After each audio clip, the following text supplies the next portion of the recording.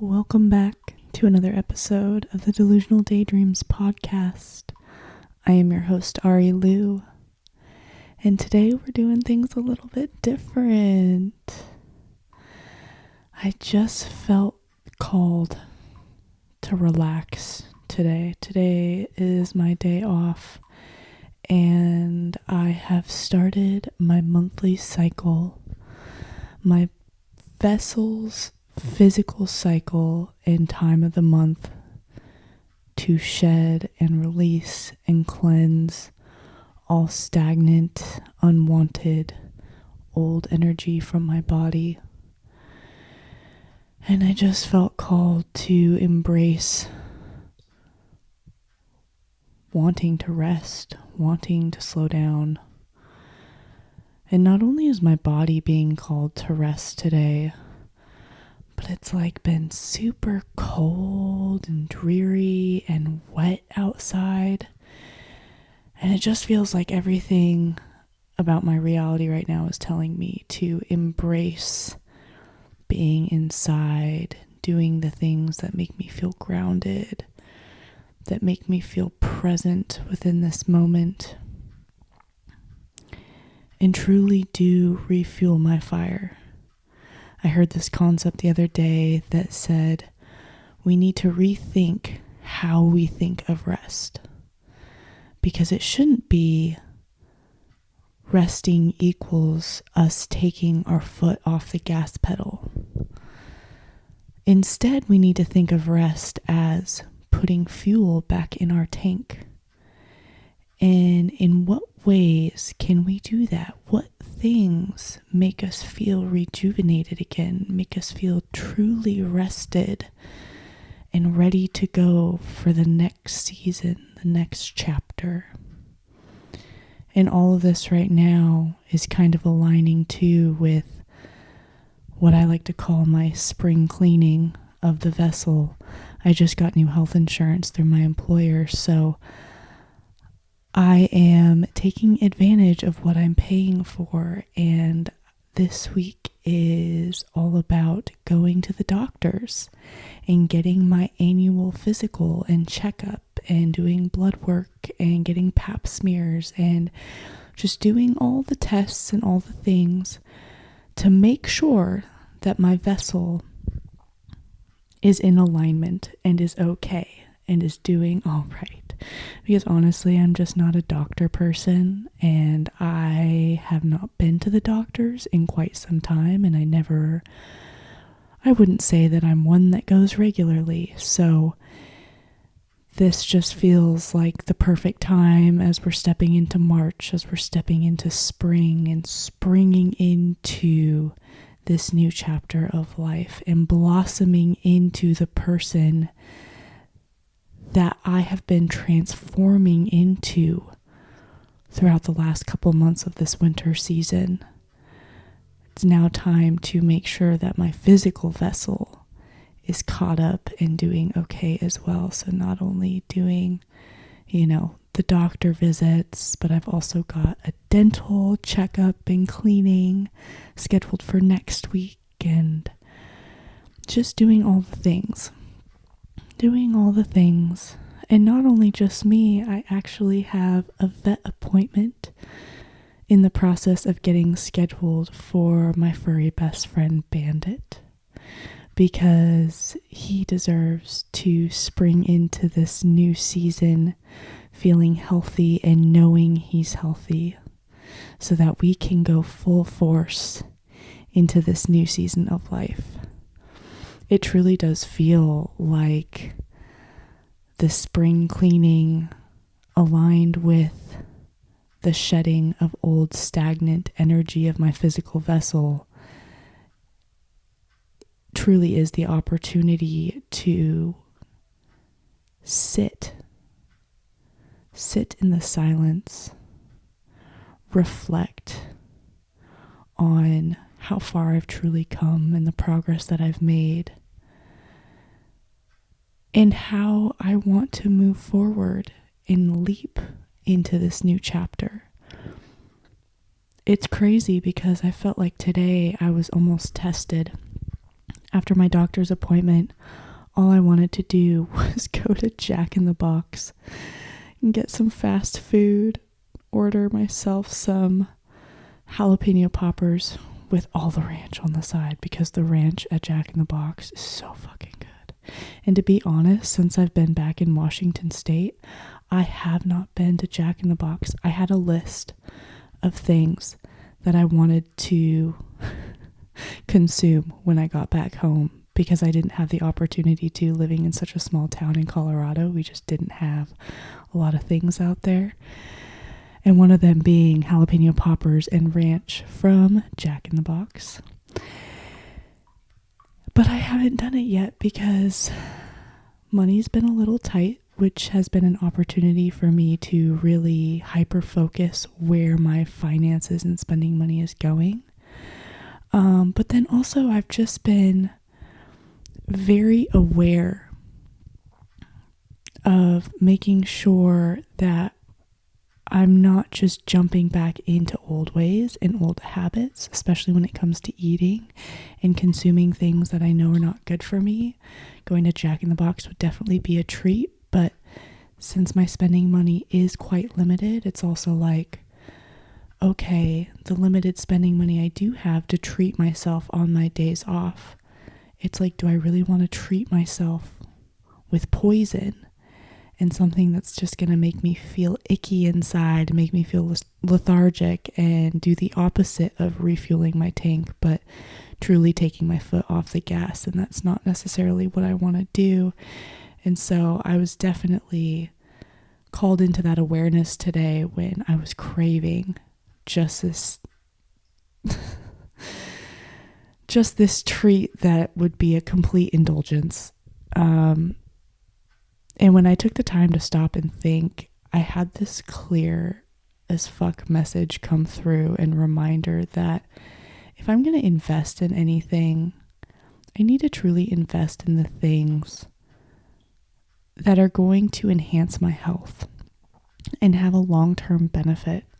And it doesn't even necessarily have to be like medicine or something like that. But for example, today, instead of going to Jack in the Box, after my doctor's visit, I stopped at Natural Grocers and I got myself a new pack of incense because I had run out. And incense to me are truly such an indulgence. I know they're not very expensive, especially the ones I get. They're the original, what is it called? Nag Champa. I absolutely love the smell. It smells like crack cocaine to me. It smells so good. And every time I light an incense, I don't even have to light the incense. I can seriously just smell the box and be transported into a reality of pure bliss. So I got myself some more incense today. But then I also ended up buying myself a pack of, what's the brand? Honey Pot organic cotton pads for my period, which I've never done before. I've actually just been using the pads, like very generic, store maxi pads that my parents had left in their closet, because they're free, they're already paid for, and feminine products are fucking expensive. So I've been using that for the past couple months, but I've been really pulled to get back into my holistic health practices and just being aware of my body, what I'm consuming, what I'm using, the products I'm using, the products I'm buying. So as a little treat for myself in my period, I purchased a pack of Honey Pot, all organic cotton pads, and they're herbal infused with, I think it's mint, lavender, and aloe. And I'm so excited. I haven't tried them yet because I'm still in the beginning phases, so it's not like I necessarily need a pad quite yet. I'm kind of just spotting, and I don't want to waste them. But I'm so excited to have something that's organic, that's pesticide free, that is chlorine free, chemical free, because I need to be taking care of my vessel at this time. Like, if I truly want to transform into the person I've always wanted to be, that is me, the version of me that has complete awareness of what I'm consuming, what I'm purchasing, and the brands that surround me. And holy moly, I am sweating so much. I made this bath so freaking hot. There's literally sweat dripping into my eyeballs right now. I took a bath yesterday and I didn't make it hot enough. So I was kind of just sitting in lukewarm water, and it was very, what felt like anticlimactic. So today I was like, okay, I am going to turn up the heat on this one. And after I filled up the tub, I put Epsom salts in the tub, and I got in. I could barely get in. It was like a process just for my body to acclimate to the steaming hot water that I poured myself. But now that I'm sitting here sweating it out, like, this is just what my body needed, honestly. Having my homemade candles lit, my incense burning, the mood lighting, just sitting here reflecting on this seasonal transformation. This transformation of going from winter to spring. Something I've really embraced this winter is sitting within the circadian, am I saying that right? Circadian or circadium? The natural rhythm of our natural world. And not feeling guilty in the last couple months for moving at a slower pace and sleeping for longer hours, taking the naps when I feel called to take the naps, having a slower grounded practice, not filling my days up with doing a lot, not exercising and pushing myself to such an extreme extent, but really just flowing with my natural rhythm of almost going into a hibernation mode, indulging in the comfort foods, indulging in game nights with family, indulging in baths and long hot showers, and sleeping and crafting and just slowing down. And I feel like that's really what I needed this winter. And it just felt so natural. And who would have thought? Who would have thought aligning yourself with the natural rhythm of the world would feel effortless, would make life feel effortless?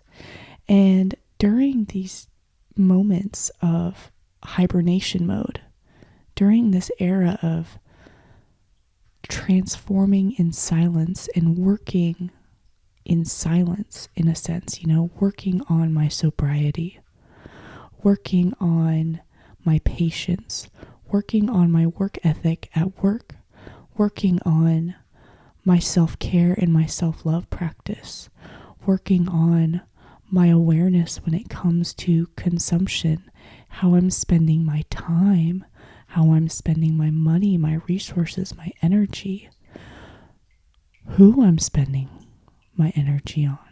That was all work. The work was truly seeds being planted. That work in silence, this hibernation mode, truly felt like me planting seeds that are now feeling energetically being prepared to burst into spring, into this new season. And it feels like this energy of I'm about to spring into the final stages of this transformation, where all the work that I've put in, it's time for me to be seen.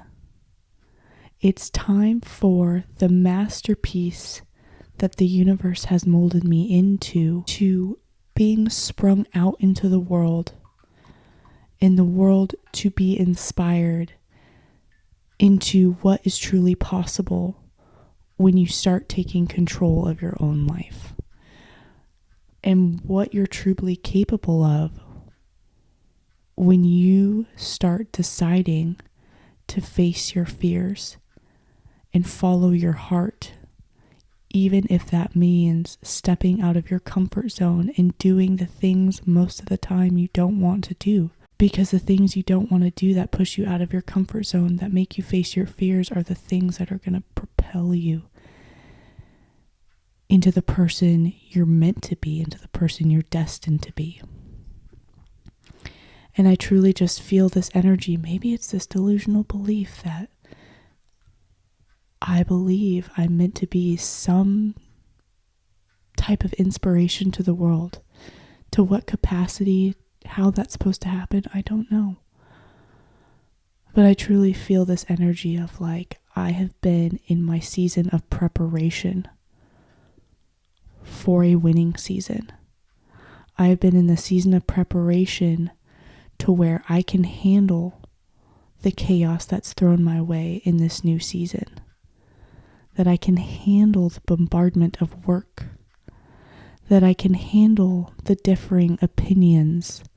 That I can handle everything that's about to come with the success, because just like there's success, you gotta look at the flip side, the duality. There's always a duality in life. Something I've been faced with, this idea I've been faced to think about, is that the amount of success I gain within the public eye, there is going to be an equal amount of opinion and hate, quote unquote hate, if you will, having haters, people that question you, people that are not ready, because the duality grows synonymously. Your success is equal to the amount of resistance that you're also going to be facing in life, especially when it comes to speaking new ideas into the world that are potentially controversial to the way society sees the world and is living right now. Because I truly do believe that there is a better way of life. Not only for humanity and the betterment of who we are, who we're meant to be, what we're capable of, but also for the natural world that we're a part of and that surrounds us. There is a better way of living. There is a better way to do this. And just because we've been living a certain way with certain ideals and certain priorities doesn't mean that that's the only way to do things. So here I am, sitting in the preparation, taking it all in, exploring the journey, exploring how this is meant to emerge, and truly through sitting in the silence, sitting with the self, sitting in the moment, taking away the distractions of consumption, like social media scrolling, or putting on YouTube, or putting on TV, listening to music, being around people because I don't want to be alone. Taking away all those distractions to truly just sit with myself. I'm being pulled every moment into new directions, and not even necessarily differing directions, but directions that are meant to take me where I'm trying to go. Taking the time to slow down has really gotten me more in touch with my intuitive side. And it's allowed me to be way more intentional with every single step I take within my day, and making me feel like every step I'm taking, whether that be to rest, whether that be to go outside and get some fresh air, whether that be to cuddle up with my dog, whether that be to eat a certain thing versus eating what my ego wants to consume. Whatever my intuition is telling me to do, I truly feel like in the moments of silence, in the moments of rest, that's when I'm able to truly hear where I'm supposed to go and where I'm supposed to move. And I'm starting to learn that the rest and the silence is so essential in between the moments of action. Because I keep thinking too, like, imagine a world where we don't have social media anymore. Do you remember those days? Do you remember the days where you'd wake up and you didn't even have a cell phone to check? You didn't even have messages to check, emails to check. It was just you woke up and you moved through your day. And it just felt like through the moments of boredom, I always ended up finding something fun to do. Something creative, something that lit my fire, something that pulled me so deep into the present moment that I lost track of time. So sometimes when I get wrapped up in feeling like all I'm doing is trying to distract myself, I imagine the world. I'm like, well, what if this didn't exist? What if I put my phone down for the rest of the night? How would I spend the rest of my evening?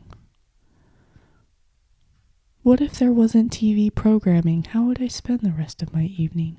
And by doing that, I've noticed I'm getting a lot more done. And it doesn't even necessarily have to be productive. Sometimes resting is productive. Sitting and journaling, sitting and painting, sitting and writing, sitting and podcasting, sitting and cuddling with my dog, playing with my dog, going outside, taking in the fresh air, hearing the birds, taking out the binoculars, seeing what's around me. But then having the time to do all that.